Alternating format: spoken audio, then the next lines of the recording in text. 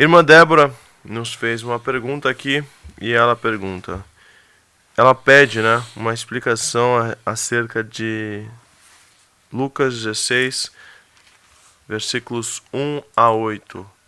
Capítulo de Lucas 16, versículos 1 a 8.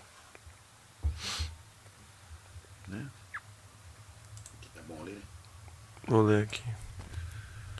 Jesus disse aos seus discípulos: o administrador de um homem rico foi acusado de estar desperdiçando os seus bens. Então ele o chamou e lhe perguntou: que é isso que estou ouvindo a seu respeito? Preste contas da sua administração, porque você não pode continuar sendo administrador. O administrador disse a si mesmo: meu senhor, está me despedindo? Que farei? Para cavar não tenho força e tenho vergonha de mendigar. Já sei o que vou fazer para que, quando perder o meu emprego aqui, as pessoas me recebam em suas casas. Então chamou cada um dos devedores do seu senhor, perguntou ao primeiro: quanto você deve ao meu senhor? 100 potes de azeite, respondeu ele. O administrador lhe disse: tome a sua conta, sente-se depressa e escreva 50. A seguir ele perguntou ao segundo: e você, quanto deve? 100 tonéis de trigo, respondeu ele. E ele lhe disse: tome a sua conta e escreva 80. O senhor elogiou o administrador desonesto porque agiu astutamente, pois os filhos deste mundo são mais astutos no trato entre si do que os filhos da luz. Bom, essa passagem bíblica que a irmã pede a explicação está relatada aqui em Lucas capítulo 16, do versículo 1 ao 8, narrada pelo Senhor Jesus Cristo. Jesus sempre se utilizou de parábolas, não de fábulas, parábolas, para poder trazer algum ensinamento. Então, com certeza, esta parábola que o Senhor Jesus narra tem como objetivo trazer uma mensagem, através de uma comparação, trazer algo para ser entendido e servir também de edificação espiritual. A questão aqui que as pessoas ficam em dúvida é no versículo 8.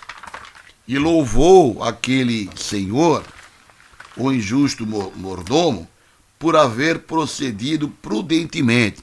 Então a pergunta é: mas esse mordomo, esta pessoa que era o administrador do seu senhor, ele agiu de maneira errada quando ele procurou os devedores, aquele que devia 100 medidas de azeite, ele mandou colocar 50, e aquele que devia 100 alqueires de trigo, ele reduziu a dívida e escreveu 80.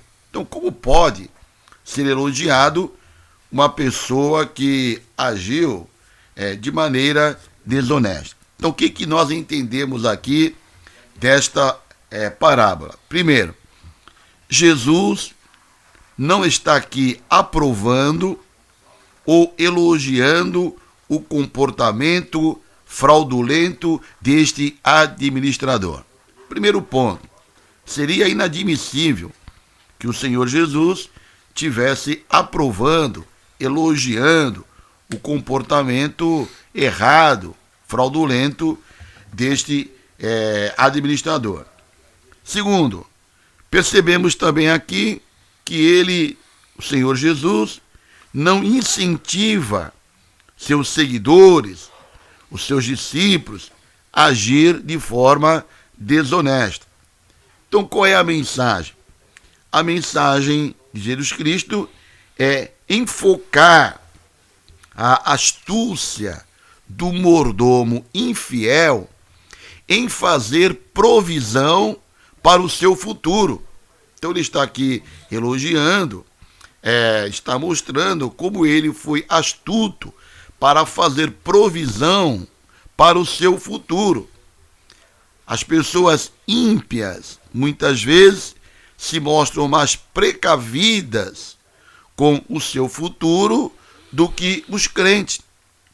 E também está nos ensinando aqui que os ímpios tratam com mais diligência seus assuntos terrenos, no caso aqui deste mordomo, quando ele percebeu que ia perder o emprego, ele correu logo para resolver sua questão financeira futura. Então os ímpios tratam com mais diligência seus assuntos terrenos do que os crentes tratam suas questões que envolvem a sua salvação eterna.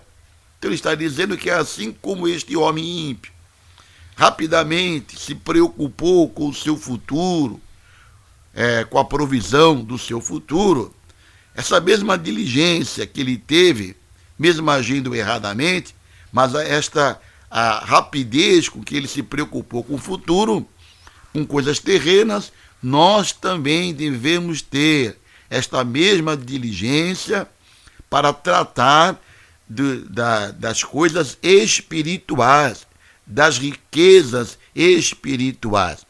E quando falamos do futuro para o crente, estamos falando de coisas celestiais. Então, os ímpios, repito, tratam com mais diligência seus assuntos terrenos, suas provisões futuras, do que muitas vezes nós, crentes evangélicos, estamos cuidando da nossa vida espiritual. Podemos ainda ver no verso 9 que Cristo fala das riquezas da injustiça. E eu vos digo, granjeai amigos com as riquezas da injustiça, para que quando estas vos faltarem, vos recebam eles nos tabernáculos eternos. Então nós vemos a injustiça, a cobiça e o poder estão comumente envolvidos na acumulação e emprego das riquezas deste mundo.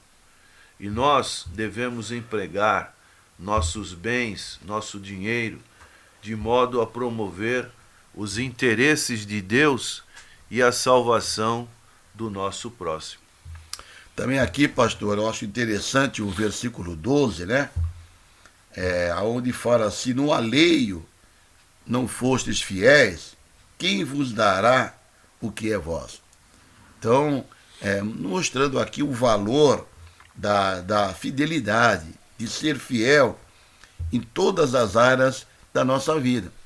Às vezes, nas coisas materiais, o crente não é fiel e ele quer muitas vezes tratar das coisas espirituais.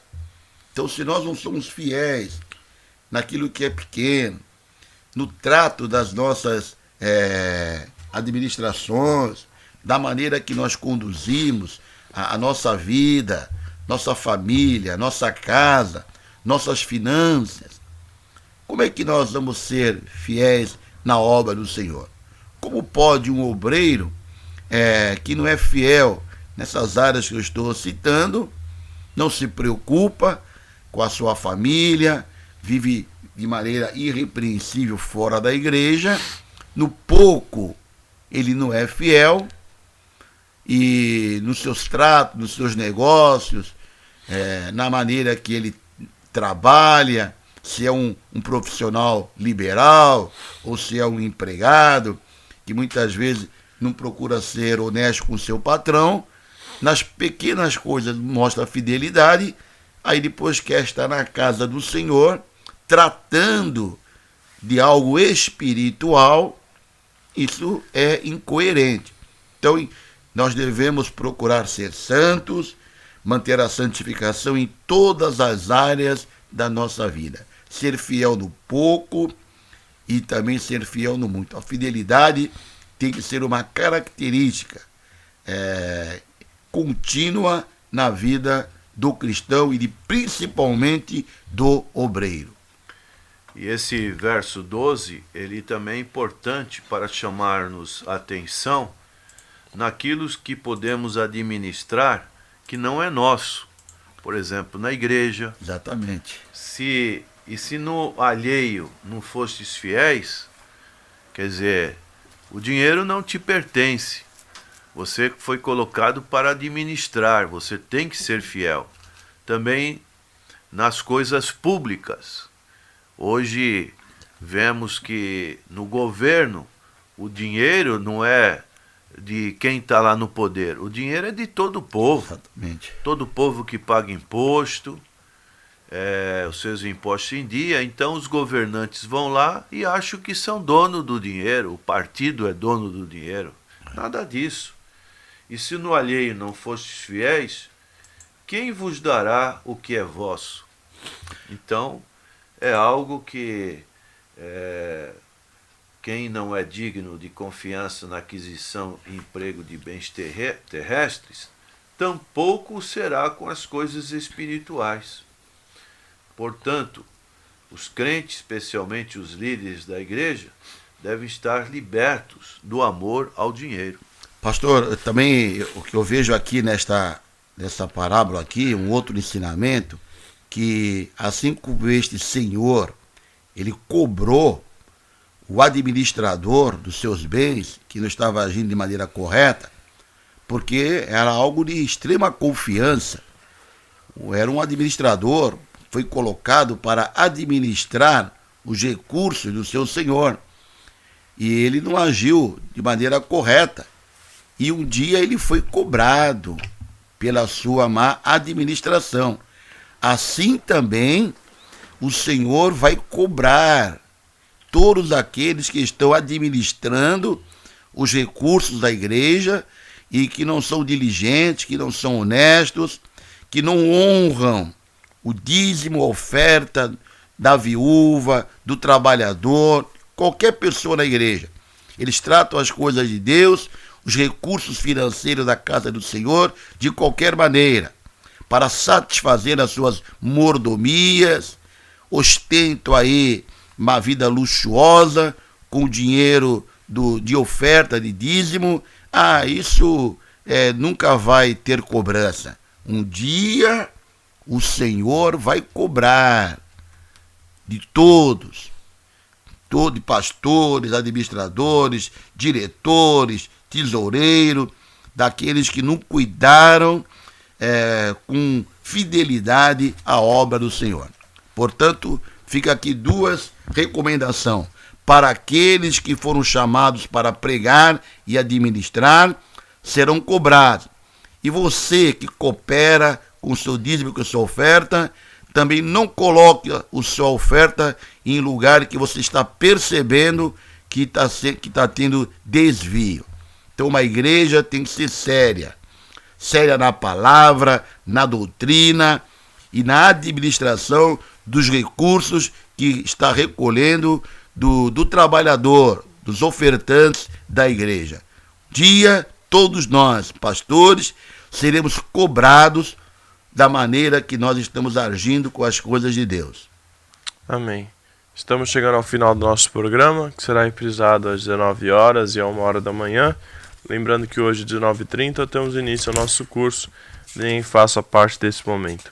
Sidney da Santos Brasil, Jéssica, Ivonete, Tiago, Marcos, Janete, Ico Severino, Ronaldo, Naila, Maria José, Ivaldo, Edivaldo, Alessandra, Sirlene, Caroline e família, José Ferreira e família, Pastor Oswaldo e Ademário, Alane e família, também irmã Lourdes Rinaldi. Vamos orar para encerrarmos nosso programa.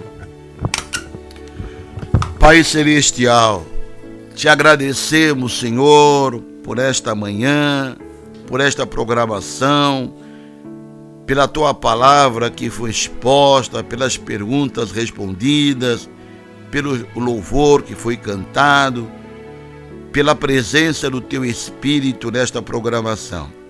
E agora nós intercedemos, nós oramos, nós clamamos, nós pedimos, batemos a tua porta, em prol das pessoas que nos ligaram pedindo orações.